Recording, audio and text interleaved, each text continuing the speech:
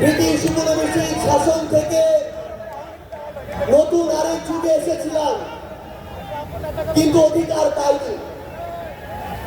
23 বছরের পাকিস্তান আমলে ছিলাম, অধিকার পাইনি। 54 বছরের স্বাধীন বাংলাদেশে ছিলাম, অধিকার পাইনি। আজ থেকে 1 বছর আগে এই মঞ্চে ফ্যাসিবাদী ব্যবস্থার বিলোপ এবং নতুন রাজনৈতিক বন্দোবস্তের শব্দে খুনি হাসিনার পতন ঘটানোর ঘোষণা দেওয়া হয়েছিল। 1 বছর হয়েছে, কাঙ্ক্ষিত অধিকার পাইনি। আমরা আর হতাশার কথা বলতে চাই না। আগামীর বাংলাদেশে আমরা যে অধিকারগুলো পেতে চাই, যেভাবে বাংলাদেশকে দেখতে চাই, আমরা সেগুলো এই মঞ্চ থেকে বলতে এসেছি। 1 বছর আগে এই মঞ্চে ছাত্র জনতার প্রতিনিধি হিসেবে যারা ছিল, তাদের মধ্যে অনেকে আজ এখানে শহীদ পরিবারের সদস্য হিসেবে আছে, অনেকে এখানে আহত যোদ্ধা হিসেবে আছে। আমরা এই মঞ্চে আজ আমার শহীদ ভাইদের হত্যার বিচার চাইতে এসেছি, আহত যোদ্ধাদের রক্ত ঝরার বিচার চাইতে এসেছি। যে আওয়ামী লীগ, যুবলীগ, ছাত্রলীগের সন্ত্রাসীরা আমার সহযোদ্ধাদের রক্ত ঝরিয়েছে, সেই সন্ত্রাসীদের বিচার চাইতে এসেছি। আমরা এই অন্তর্বর্তীকালীন সরকারের কাছে মৌলিক সংস্কারের নিশ্চয়তা চাইতে এসেছি। আমরা আমাদের অসহায় শহীদ পরিবারগুলো, একমাত্র অবলম্বন হারানো শহীদ পরিবারদের পুনর্বাসন চাইতে এসেছি।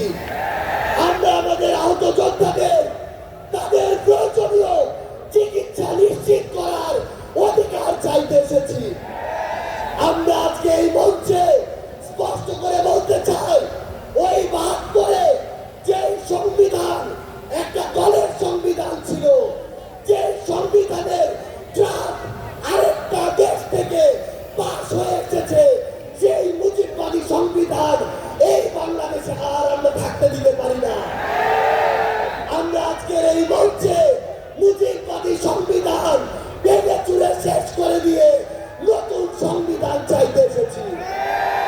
সংগ্রামী সহযোদ্ধারা, আমাদের যে লড়াই, এই লড়াই শুধু 24-এর জন্য লড়াই না।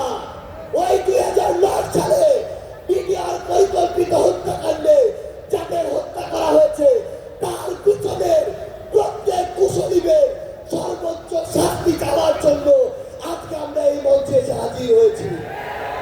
ওই শাপলা চত্বরে 13 সালে যাদেরকে নির্মমভাবে হত্যা করা হয়েছে, তাদের পিছনে যারা কাজ করেছিল, সে সকল খুনিদের বিচার চাইতে আজকে আমরা এই মঞ্চে এসে দাঁড়িয়েছি। বাংলাদেশের আপনাদের ছাত্র জনতা, আমাদের সংগ্রামী সহযোদ্ধারা, আমরা শুধু আপনাদের স্পষ্ট করে একটা জিনিস বলি, এই বাংলাদেশে যেমন ইসলাম ফোবিয়ার জায়গা হবে না, ইসলাম বিদ্বেষের জায়গা হবে না।